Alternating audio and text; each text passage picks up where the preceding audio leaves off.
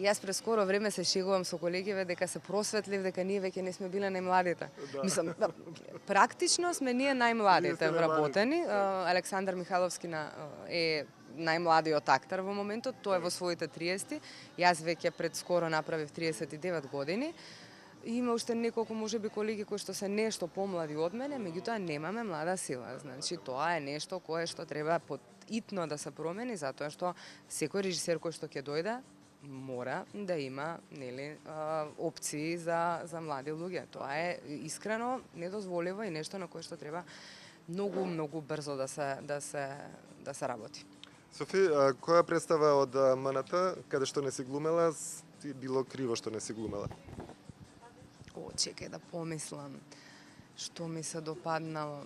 Сега, знаеш како ќе звучи без врска, во Аладин на маш ми сакав да играм, ама да, не затоа што многу ми се допадна жанрот. Јас многу сакам представи за деца, еве како родител сега, сакам представи за деца кои што даваат и на родителите можност да поуживаат малку, затоа што претежно се за деца и тоа родител доаѓа како придружник и потоа си оди. Ова представа беше забавна за сите, ама сигурна сум дека има и други.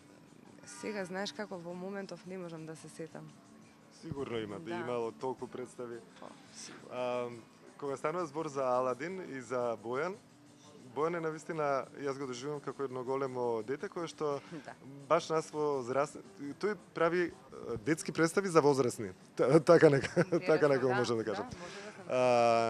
Не води во еден многу поубав живот од тој кој што во моментот го живееме, како да сака да не отргне од проблемите секојдневни што ги имаме за тој сат, 2 сати додека сме на сцената каде што тој е режисер, буквално да уживаме некако како да не внесува бајка. И со Аладин и со новата представа сега што ви беше. Да.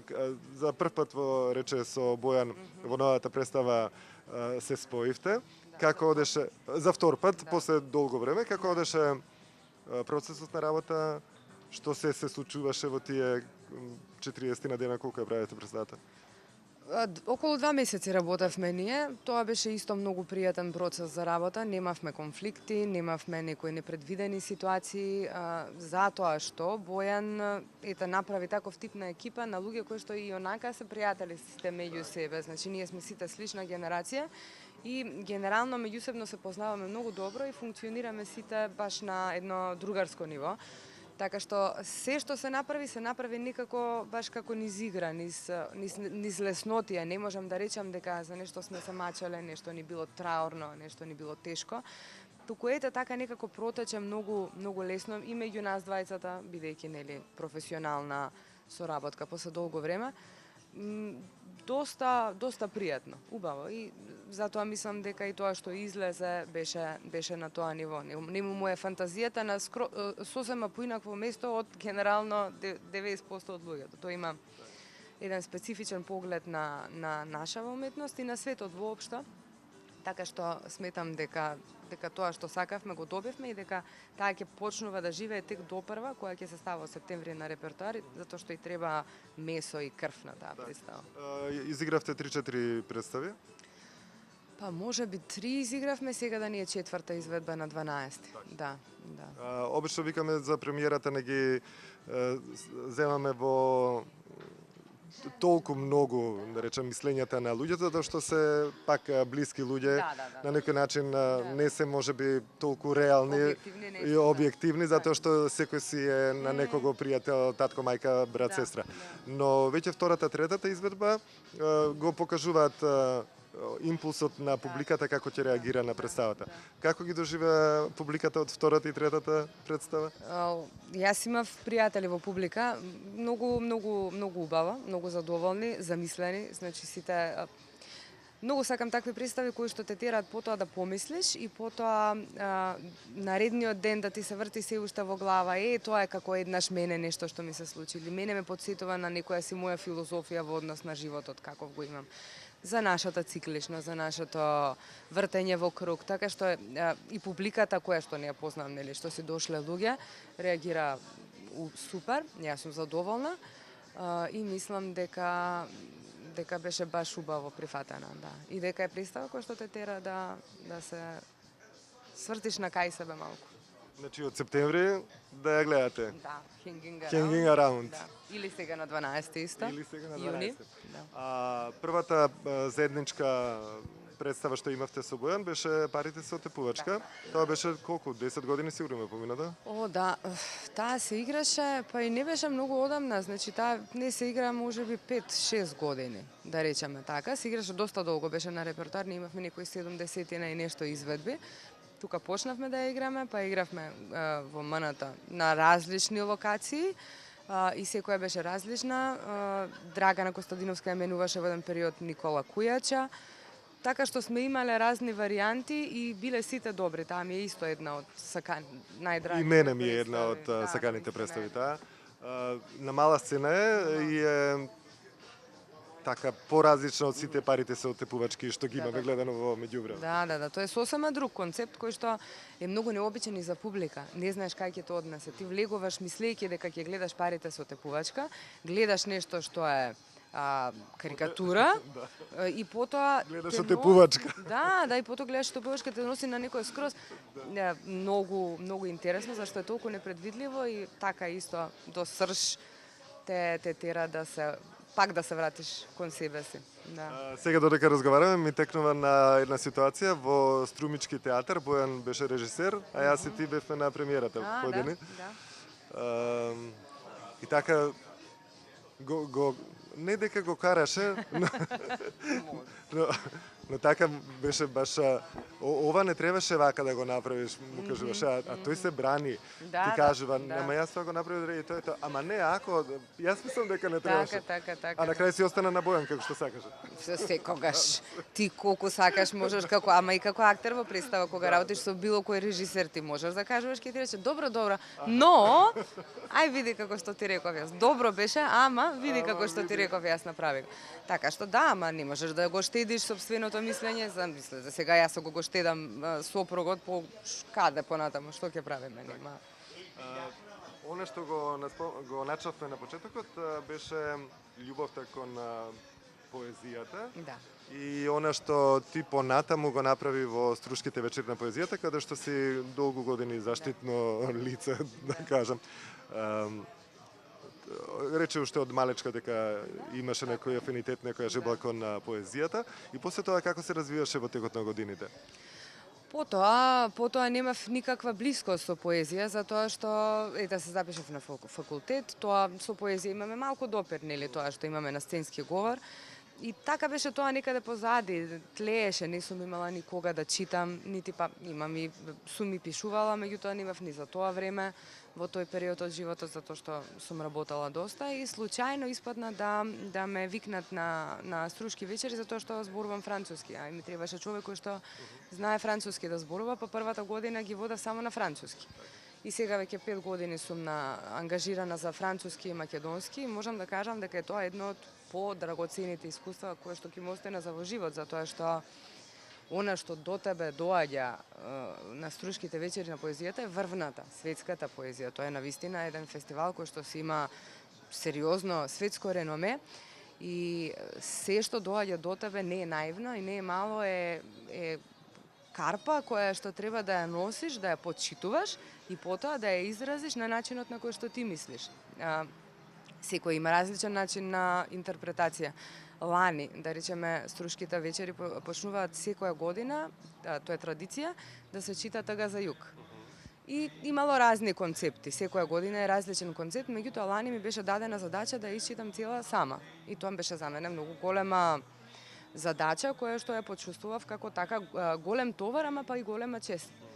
И се обидов да не се потрудам да ја читам како било кој што ја прочитал претходно, нити пак да истражувам како некој ја читал, нити пак да го мислам тоа, туку да видам како што од мене професионално и органично ќе излезе, така да излезе и таа голема, нели, наша поема. И задоволна сум од себе си. Тоа ми е навистина едно драгоцено искуство. А кажи ми како го научи францускиот? Францускиот го знам од малечка. Јас од 5-то деление ме праќа моите на часови по француски, не на училишта. Потоа во средно бе во француска паралелка и долги години го немав зборувано воопшто. И ми беше доста исто ми беше предизвик да излезам на сцена, да го зборувам тој јазик кој што не е англиски, не разговараме ние со луѓе, тој не е јазик кој што ни е туку така достапен, да. Меѓутоа, како минуваат годините, работам на тоа, си го работам ја сама јазикот приватно дома и мислам дека ми е во супер форма во моментот и тоа многу ме радува, затоа што е прекрасен јазик. Да, навистина јазикот е поезија и уметност, францускиот. Се сеќавам сега исто додека зборуваме ми доаѓаат мисли. Кога беше Струшките вечер на поезијата да бидат во Скопје? Не знам, тоа мислам, да имаше таква идеја. Мислам дека не се случи или пак да не се случи една година. Мислам дека не.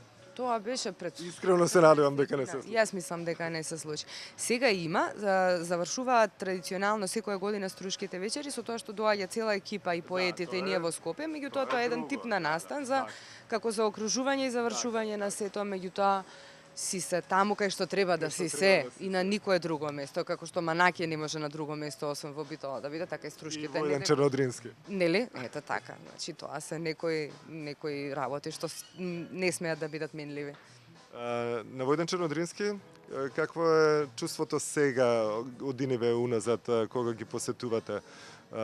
Си слушала порано какви биле дружбите, како се случувало по-лежерно, како актерите останувале по 3-4 дена, ги гледале своите колеги. Да. Сега едноставно одиш, играш, се враќаш и тоа е тоа. Како да го нема тој дух што претходно постоел во фестивалот?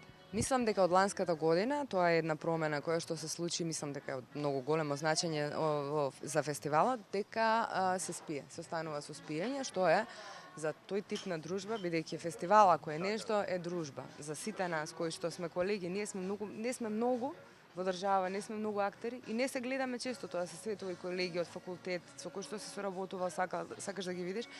И сега принципот да се спие од лани, мислам дека е многу значаен и дека допринесува да се врати тој тип на живот што го има фестивалот. Јас лани бев приватно, Бојан имаше представа, таа струмичка представа, Пирандело ја игра актерите од Струмица, јас бев дојдена така на гости, да речеме. И дружбата беше навистина прекрасна и се надевам дека и годинава ќе биде така и мислам дека тоа е на нештото и дека и онаа публика која доаѓа, младите дечки кои што сакаат театар, во Прилеп има многу млади деца кои што сакаат театар и нив ги влече кон нашево нешто.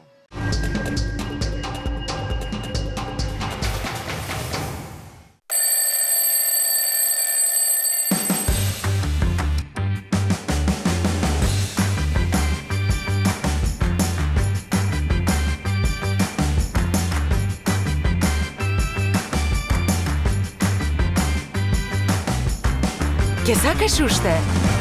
Кека Плуп. Витаминка.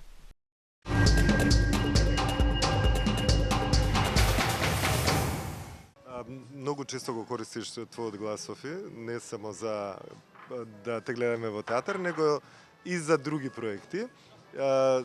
Слушам си денеска се враќаш од една, да речам, еден тип на представа која што ја имате организирано неколку од актерите од МНТ, во која што е наменета за деца од градинки. Да. Често играме за деца од градинки, ние имаме една дружба со колеги Борче Начев, Снешка Коневска, Руси, Анастасија и повеќемина сме, меѓутоа ние тројца сме цело време оние кои што функционираме и играме многу често за деца од градинка. Кое што е за мене исто едно од поубавите случувања, затоа што се прекрасна публика. Значи тие се оние кои се искрени, тие се оние кои те гледаат со толкави очиња и после секоја изведба доаѓаат да се гушнат, те сакаат бескрајно. Значи таа искрена љубов кон театар, посебно кај деца од градинка, е најчиста. Играме и за деца од училишта и гледаш дека веќе растат, дека веќе им почнува да им мрда некое поинакво жарче. И тие се златни, прекрасни деца, нормално. Меѓутоа, овие од малите од градинка се звездички. Јас ги обожавам и секогаш ми е прекрасно кога играм за нив. Секогаш. Кога кажав дека гласот го користиш не само во театар, мислев и за цртани филмови. Поредко тоа, да, ете така, не ми тргнала по тој пат кариерата, сум синхронизирала серии едно време од животот, меѓутоа тоа не била нека долга кариера, за да можам да речам дека. Но не се случило, што не значи дека нели нема иднина. Јас пеам, ете пеам и на годинава со Тања на Глумците пеат, имавме дует.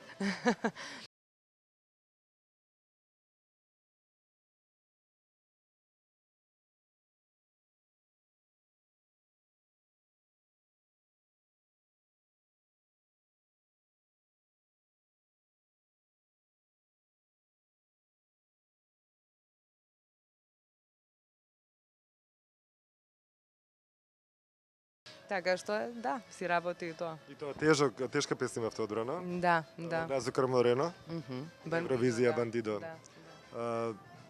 Иако Тања е врвен, да речам, пејач, како што е и врвен актер, Да. сепак таа песна воопшто не е лесна, иако на прво кога ја слушаме таа не е многу популарна песна, баш ние во Македонија ја слушаме многу често и мислиме дека тоа е лесна песна, дека туку така со лестотија ќе ја направи таа. Всушност и Тања после тоа зборуваше дека е било многу тешко додека ја изведувала песната. Таа е тешка не само што е вокално тешка, таа е тешка затоа што е многу има известна кореографија која што е физички захтевна. Ако не е трчаш, рипаш, меѓутоа е захтевно сето тоа движење, песната е брза, треба да знаеш кога да земеш здив.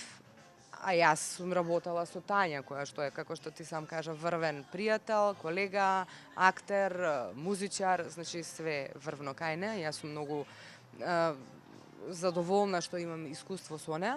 Така што ми олесни многу во тој поглед на соработката, ама песната е тешка за издржување, така влегуваш како фурија, треба да испееш многу силно, многу моќно да извадиш нешто од себе, при тоа цело време си во нели физички движења, излегуваш и има кофа вода од тебе што тече. Да, така што е брзо, ефикасно и така интересно, забавно. Многу бава манифестација таа Глумците пеат, каде што вие глумците едноставно како издубен вентил ви е тоа, а публиката па е со нетрпение ги очекуваат. И таа пауза огромна што беше настаната во неизведувањето на тие глумци пеат, како едва да чекаа публиката да се постави лани, еве годинава е веќе втора година поред, се надам дека тоа и ќе трае со години, затоа што навистина се работи за една манифестација која што желна е публиката да ја има и да ја доживее. И не само еднаш, туку и по неколку пати. Јас исто се сеќам на како представи беа правени Глумците пеат неколку, каде што Марин Бабич, покоен, кој што беше иницијатор, организатор на тие Глумци пеат, сакаше да ја постави како театарска представа да си оди на репертоар, но ете не успеа, па се надам дека некој од наредните можеби ќе успее. Годинешнава сега прочитав дека ќе одите во Битола, дека ќе имате Глумците пеат во Битола. Наредна недела одиме во Битола на 25 во сабота, фестивалот на Монодрама кој што е исто прекрасен фестивал кој што Битола си го организира веќе долги години. Ќе започне со Глумците пеат, тоа ќе биде на самото отворање на фестивалот. И сигурна сум дека ќе биде многу забавно и за таа публика, бидејќи Битола има публика за секој тип на настан од култура, така што мислам дека ќе биде баш фино искуство. Јас ќе имам домашна публика, па ќе видиме. Друго е пред домашна публика. Да. Ти имаш домашна публика и во Скопје и во Битола? Имам, да. Меѓутоа во Битола ми се баш така најблискиот круг на семејството, кој што сега игравме скоро детски представи и дојдоа на една изведба со моето дете, мојата мајка, баба, тетка, стрина, сите наредени. И така убаво е. Да. Софи, кога зборуваме со тебе, некако луѓето ќе мислат дека ти воопшто немаш време за дома. Цело време си или си во градинка, или детска представа спремаш, или не знам, пееш во Глумците пеат, или глумиш. Колку останува време за приватен живот? Оваа сезона ме затара така од јануари, почнувајќи ја годинава до сега, доста ангажирана професионално сум навистина. И искрено едва чекам да пројде сето, затоа што имам потреба, имам физичка исцрпеност, меѓутоа пак имам и многу голем порив да си го направам тоа што сакам да го направам после долго време, затоа што нели деца растав и сето тоа. Да надокнадиш? Да, па не да надокнадам, туку да се пуштам себе си во она што е мое. да си имам нешто за себе. Затоа пак се трудам сите сати, часови кои што ги имам за дома да ги поминам квалитетно со децата. Значи да ги изнесам некаде, да направиме некој тип на семеен настан, да не пати семејството заради тоа што децата имаат потреба секојдневно од родител, од мајка посебно, нели? Така што се трудам да работам и на тоа цело време, да не ми патат блиските, да. И така што си легнувам во 9. Да. Цртани филмови гледате? Не гледаме цртани филмови. Помина тоа време кога гледавме цртани филмови. Не сака, големиот веќе не сака цртани филмови, не му се воопшто интересни сега, меѓутоа малиот па никогаш и не засака цртани филмови. Татко му работи на Биби и Боби веќе долги години. И тој не сака да гледа Биби и Боби. А тоа е за деца. Се детски, да. Тој сака да гледа природни катастрофи, планети, цунами, урагани. Има многу специфични интереси и си ги тера тие. Значи не е некој да е така мрачен карактер, меѓутоа ете така, тоа го интересира. Македонија исто многу ја сака. Голем патриот е, химната ја пее нон-стоп цело време, облекува маички Македонија, тренерки. Така, еден од поголемите патриоти, не знам од каде, си е сам по себе и е така специфичен во тоа. Така. Да. Кога кажавме Биби и Боби, можам да кажам дека е таа хит серија која што децата се спобудалени по неја, посебно по ликовите. Јас, Слаđano Јошевиќ е Биби и случајно едно девојче правевме нешто муабет и девојчето вика леле колку ја сакам Биби.